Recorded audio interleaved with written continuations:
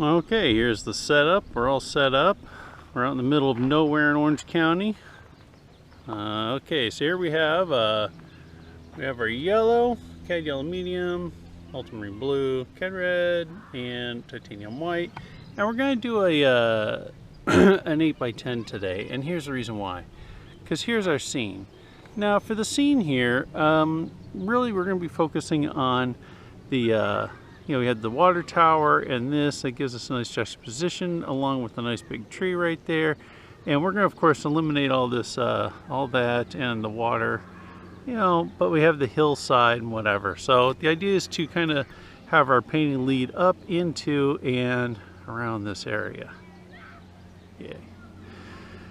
All right, as far as the site, we are at Caspers Park.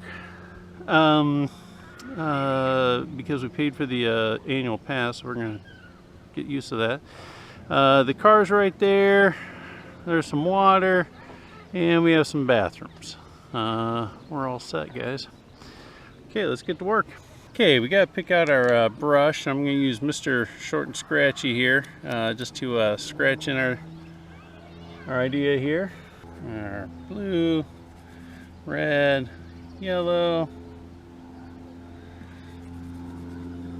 I didn't put on any brown yet. I really should put out some brown. Anyway, we're just mixing up a nice little something to. Sorry about the plane noise, but this is it's a practice area out over here. So if you're trying to learn how to fly a plane, better yet, if you're trying to learn aerobatics, this is an aerobatic practice area. So yeah, man, you get to see some kind of cool stuff. Okay. There's our scene. All right, there's our scene. Take a deep breath, clear your mind. All right, let's get painting. Now the idea here is we gotta simplify some stuff here, guys. So now with actual shapes like this, you gotta really kind of, design it well, or else you're gonna be scraping a lot. Okay. This one, I know I'm already off. So let's just go ahead and start over on this. Hey, what do you know? How to tone your canvas. There you go. Canvas toned. All right, let's go ahead and start again. With a structure like this, you want to get it good and symmetrical looking, at least on the canvas, because, if it's really the way it was with the right, this and that and everything, who really knows? But again, the whole point is just to make sure it's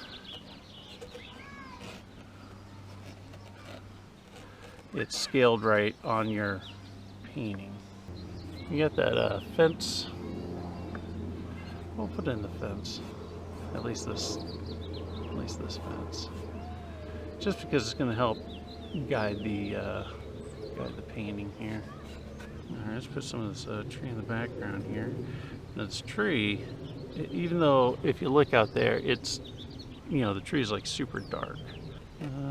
Let's make it a little bit lighter. No, let's go back to our super dark on that. And we're going to do that because, it's like you want to obscure in the tower a little bit.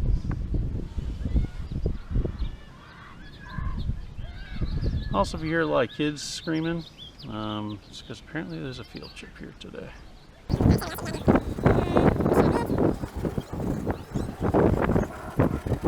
By the way, that's our composition. Not sure 100% jazzed with how some of it is, but and I always say don't go any bit further until you're satisfied with your composition. And it's pretty good because, well, the other part of it is, we're gonna have this tree.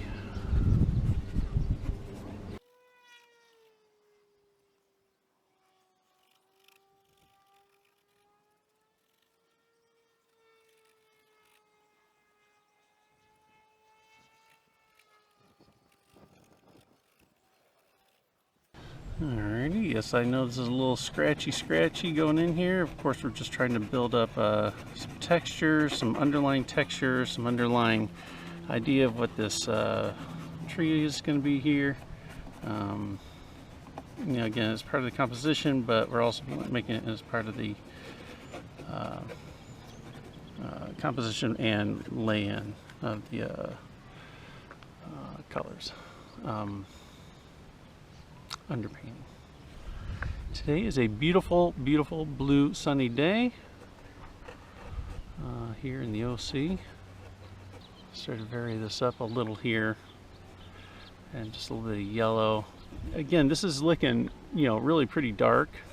It is. It's not just a trick of the camera, but it's because we're putting in our mid darks first, of course. All right. Okay, I might switch out my other brush. All right. That one aside. Now we're gonna get this one. It's still pretty scratchy, but it's got a lot more bristle on it still. Let's get this one going. All right, keeping it thin still. We're just gonna, and of course, as it comes closer, you can put just a titch of red to the same puddle of color and warm it up just a little bit right in the front here. And that way, it brings it forward.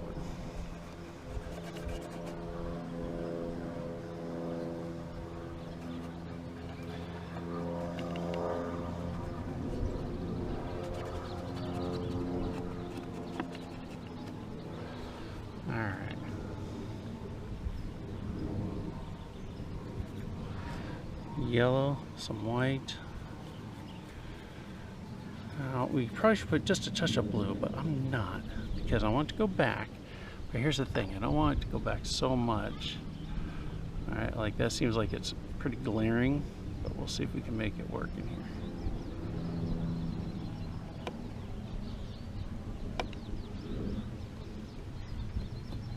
It's like I want to show like a lot of sunshine coming through. You know, so, and we'll come back and do this, but I just want to put some of this in here just to show how it's going to go in there. We're going to come back with some nice thick build up of paint, poking like little air holes in there. All right, and the rest of this is like trees that are really far back. So now we're going to put in the blue and the white in the same public color here, and now we'll have essentially the same stuff. Keep it nice and, we're still in an underpainting, so keep it nice and loose. And then here's just gonna, not too worried about that right now. Okay, so now we have more or less everything we have here. This little part right here, I mean, it's like the road and stuff like that, but simplify. But we're going to put in, so here is basically, if you were to say, like, what's just the overall color right there. And then we're going to go through and put in, and we'll do that at the end with our highlights and our nice thick paint to kind of show, you know, a little bit of depth on it. Water break. All right, remember, stay hydrated. All right, let's go ahead and start painting this in now. Now we have the tower thing here that we got to put in, but let's finish putting in all the other background stuff, and then we'll come back in and define this up. Okay, so for today's little fun discussion, I gotta be honest with you guys. So I've been watching a lot of YouTube videos, other people painting and everything. And number one, it amazes me how many people have just really crappy setups. I mean, not saying this to be a jerk or anything, but it's like, with all the easels and everything meant for plein air painting and everything, it's like there's a lot out there. And I see some people with like some really bad stuff. And I really can't stress enough how much making everything easy to get in and out makes plein air painting that much easier, okay? So like, I mean, and these easels, they really aren't that expensive. I mean, like, I'm using an EZL. Okay, EZL, and by the EZL company, and I've been using this one for a long time. And if you give Peggy a call, she'll set you up. This is pretty good. It's a tripod-based system, and then, you know, the push-aid box that comes up and down. Other really good ones I've seen is the Sienna Pleinair. I also have one of those. It's really good. And then the other one is, of course, Strata. Give Brian a call. Tell him Eric sent you. And you know, but the Strata is like really just durable as all get out. I mean, you know, those are pretty strong. Yeah, I mean, I've had to replace, I think, just the rubber grommets on these. It's pretty easy. But anyway, you know, and then I see people like, you know, using a clamp to hold a painting on. And it's like, you know, don't do that, man. I mean, I don't know what to tell you. I really don't. But you know, just it really makes it easy to Pleinair paint when you have a lot more. If your setup is very easy to get in and out and everything. Like I see people with like wagons and this and that, and like, you know, some really funky backpacks and everything. And believe me, I've been there. I've done a lot of that. I've done, you know, I mean, I've been Pleinair painting for, I think, 20 years now, something like that, if not a little bit longer. Yeah, I've been in some big shows. It's been a lot of fun. I took a little detour, but you know, I'm totally into Pleinair painting, and that's why I have this channel. So anyway, but you know, on the other, so those are some really good setups, and there's like a bunch more out there. I mean, just, and I'm not, nobody's paying me or nobody's, you know, sponsoring me or anything like that. You know, I mean, just so you know, I'm not sponsored by anybody. I'd like to be, but I'm not. Alright, we're just building up some textures, just having fun. This is the fun painting part. So anyway, so, you know, as you do your Pleinair painting, just know that a good system to get all your stuff in and out is key to good, fun Pleinair painting, okay? That's it. That's the soapbox. And then the other thing I want to talk about is the, you know, I mean, I'm doing this, trying to get back into Pleinair painting and, you know, be relevant, I guess you could say. But one thing that really helped me is if in the comments you kind of say what you like or you don't like. That would really help a lot. I mean, it really helps a lot of artists to get feedback. And most artists don't take feedback at all. I mean, just none. Like you try and tell someone, hey, you should probably do this or that, and they're like, I mean, you know, for yourself, you know. And you're like, dude, I'm not trying to be mean or anything. I'm just trying to help you, you know. And so I've been one of those people who's been fortunate enough to have worked a bazillion jobs, and I've had a bazillion bosses who are incredibly mean to me. I mean, put you in your place, mean to you because they have to. That's just the nature of it is. I think a lot of people have not experienced that in their life, where you have someone, a boss or something like that, who's just like, I need to put you in your place. Why? Because that's just the nature of who they are. They need to put you in your place. So if you haven't had any of those types of fun jobs or experiences, just know that it's not really the fun, you know, because it just kind of beats you down a lot, and it's not really that awesome. And I really detest a lot of those people. But what it did do is it allowed me to understand that, you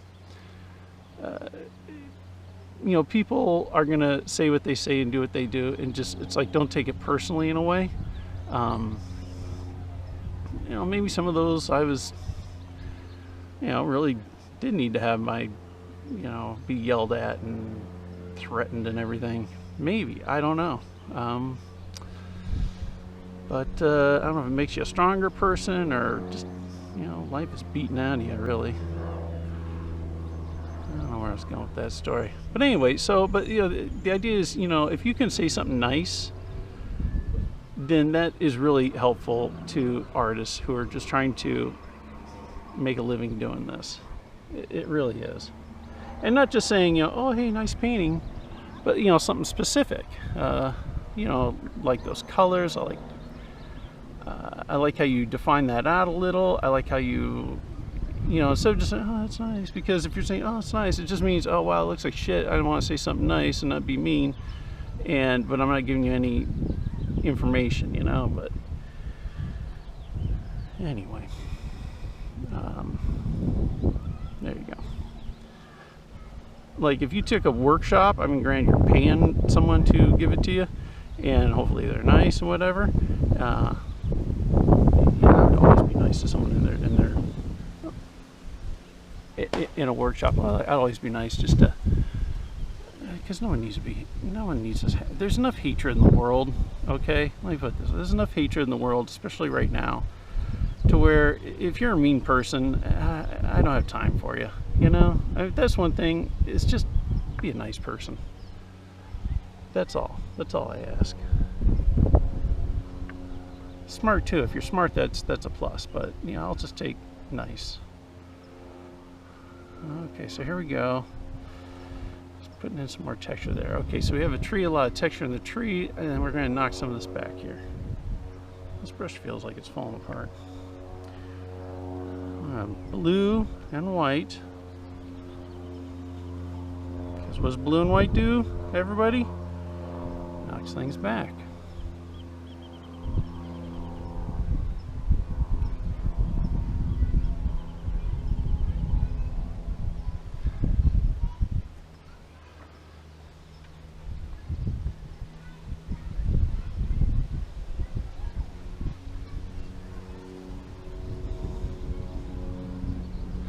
Put some air holes in here.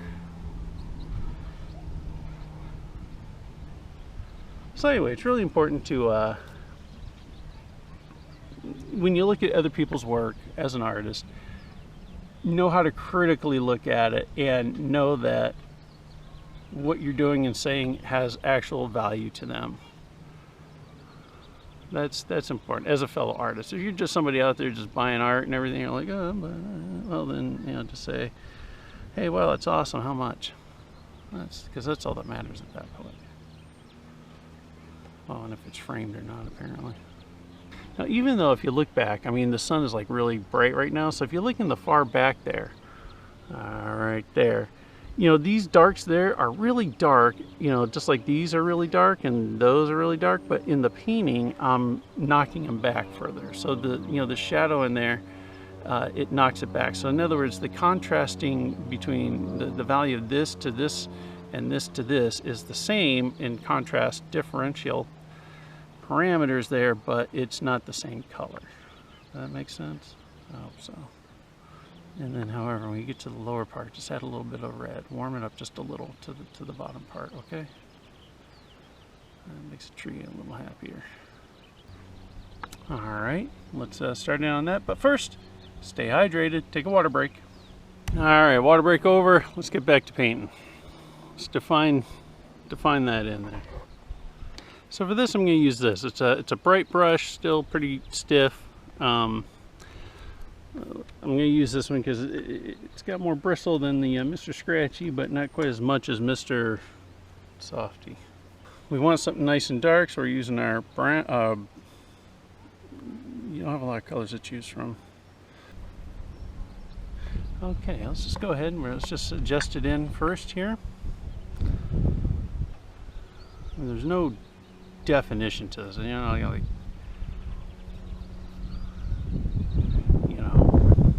fancy here. I mean, but you do have to get your structure right, or else people are gonna be like, "Oh, that's not right," and then they're like, "Yeah, I'm not gonna buy it." So get your structure right. If I had a liner brush, I'd probably be a little bit better, but I don't think I have a liner brush in here. Yeah, one thing we have here are flies. I did the Easton Pleinair thing.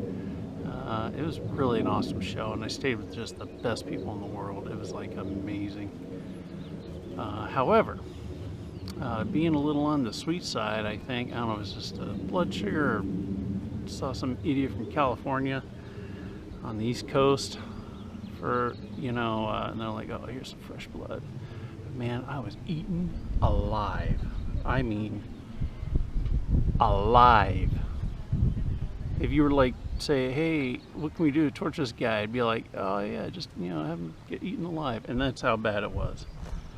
I mean, it was like bad. Anyway, I mean, I was like picking things for like a month or two. I was bleeding a month or two after from all those bites. It was horrific, guys.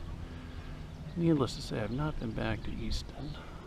Also, it's expensive. You know, doing some of those shows like that, it's expensive. You know, and you really gotta. You know, if you're a pro and you're out there making a pro living at it, you know, making sure that the cost-benefit ratio is there for you. It wasn't for me, but that was a different point in my career, so maybe I'll, you know, think about doing that again. You know, bugs. Oh my God! And then the heat stroke. Holy Jesus, man! What the? I mean, the heat. I almost died. Like I was like out painting, and then I like I like managed to like get back to the car, and I swear to God, I like got in there. I was like, oh my God, get the air conditioning, get the air conditioning. I drove to a like a 7-Eleven or whatever convenience store. I just went into the you know, like the freezer section. I just stood in there, just trying to get my breath back. And oh my God, it was, wow, it was something else. Oh, maybe the guy ran out of gas or something, or he's done practicing but no more playing. That'd be fun to do aerobatic flying. If you ever get a chance, I say do it. Okay, so now what I'm going to do is I'm going to come back in, I'm going to put in the sky, okay? And the sky is like, I'm going to go a little bit darker blue than I normally would, because it's just, you know, it's such a blue day outside. Let's see how that works. We're going to use some white, and then blue. Now again, this blue is going to be a little bit darker than normal. And I'm not washing this down at all. I'm leaving this pretty straight up. A good blue to use is cerulean blue, but it's also really expensive. Why? I don't know. Probably ask Marcello over at Da Vinci Paints. Da Vinci. Or Rembrandt. You can ask Kyle. I don't know about gambling. Give Richardson a call. See what he's up to. Vasari. I met the guy, the Vasari guy. He's a pretty nice guy. Seemed like a hard worker, trying to get his paints out there. Okay, so if you're a long-time follower, and by that I mean you've watched 1.5 videos, I'm trying to make this monetize this into a painting adventure, painting with Eric. I don't know. But the idea is, through YouTube and Patreon, the idea is to, make some money to keep painting and everything, because, being an artist is hard. It's, making a living as an artist is a very hard thing to do. And usually you have to do something else to pursue your art. You got a wealthy patron, a wife who understands, or something like that. So anyway, I was watching my videos. I was like, let's see how my videos are doing, because I watch other people's videos, like what are they doing, and what are they doing right or wrong, or this or that, like all that good stuff. And so I was watching my videos, and I was like, wait a second, they're playing ads on my videos. I'm not making any money off of this. My channel isn't monetized. So if you want to watch my videos without the ads, you should do the Patreon deal, and it's like really cheap, $5 a month. I mean, that's less than a double grande latte, upside down macchiato, no whip. So it's in there, you get the full video instead of the chopped video that you're getting on YouTube, and B, it's more of an opportunity to discuss paintings with you, to help you out in your painting journey, all that good stuff. And that's kind of the idea. So like if you're beginning, dare I say intermediate, and you want someone to help with a critical eye who has an actual art degree. I have an actual art degree. Sign up for the Patreon, because, I need gas money. And I by no means have any delusion of grandeur, like, I'm all that, and you should be listening to everything I say, because I'm not. However, I do understand a fair amount of what's going on. I will say that. And you get like a lot of artists who are like, oh, paint like me, or do this and that like me, and the answer is no. You paint like you, but help you understand in your own progress how to help you become a better artist in you. That's the point there. That's the whole key. Don't paint like someone else. Paint like you do, but just push yourself so that you're making your painting super awesome. All right, that looks awful. I'm gonna come back and do some of this. I think I may have the wrong brush for that. Keep an eye out behind you for any kitty cats coming to get you. Okay, I'm starting up a new puddle of dark here. Keeping it fairly warm though. So a warm puddle of dark.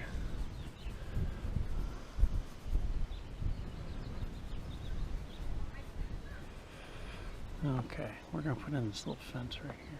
See if this fence works. We're going to screw it up. And I'm pretty sure this is not the brush I need, but it's what I want to do. I don't have any color on it, but what I want to do is just kind of break up some of these lines here, okay, because it looked bad. It's kind of bad. So I just want to break up some planes here. Just kind of the sculpting of it a little bit.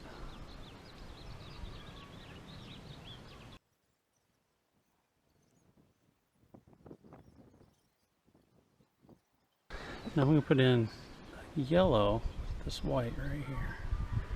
Keep it like really thick, really white. Let's see if this works.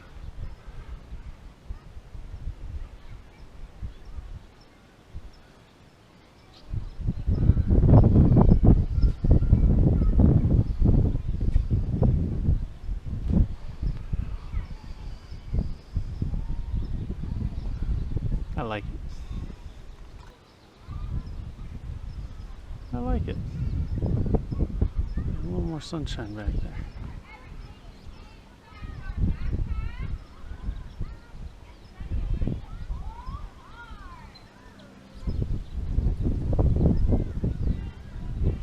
There we go.